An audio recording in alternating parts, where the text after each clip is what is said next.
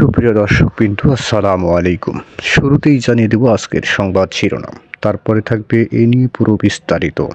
দেশে কারণে অকারণে ভেজাল লেগেই থাকছে, মাহমুদুর রহমান মান্না কেন, বিস্তারিত জানাবো পুরো প্রতিবেদনে। নাগরিক ঐক্যের সভাপতি মাহমুদুর রহমান মান্না বলেছেন, এমনিতেই আমাদের দেশ খুব বিভাজিত, কারণে অকারণে ভেজাল লেগেই থাকে। জাতীয় প্রেস ক্লাবে বাংলাদেশ তরিকত পরিষদ আয়োজিত এক আলোচনা সভায় তিনি এসব কথা বলেন।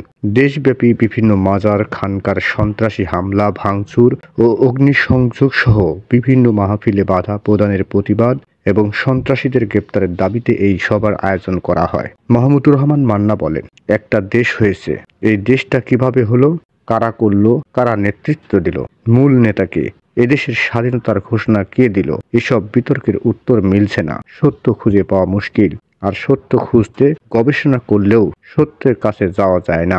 তিনি বলেন, মাজারে হামলা করা মানে ভণ্ডামি করা, গুন্ডামি করা, আর গুন্ডারা তো ভালো মানুষ হতে পারে না। হামলা কারা করেছে সেটা জানি না, কিন্তু মাজারগুলোতে যারা হামলা করছে এটা নিশ্চিতভাবে অন্যায় কাজ করেছে। যারা করেছে তাদের বিরুদ্ধে সরকারের ব্যবস্থা নেওয়া উচিত। মাহমুদুর রহমান মান্না বলেন, এদেশে ক্ষমতাসীনরা যেরকম মিথ্যা কথা বলে, তেমনি ভাবে ক্ষমতার বাইরে যারা থাকেন তারা একইভাবে মিথ্যা কথা বলেন।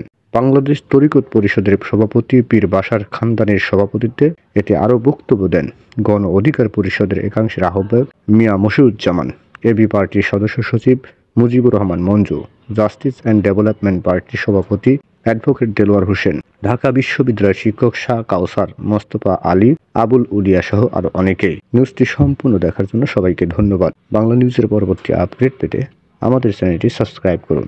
নিউজটি ভালো লাগলে অবশ্যই লাইক, কমেন্ট, শেয়ার করে অন্যকে দেখার সুযোগ করে দিন। ধন্যবাদ।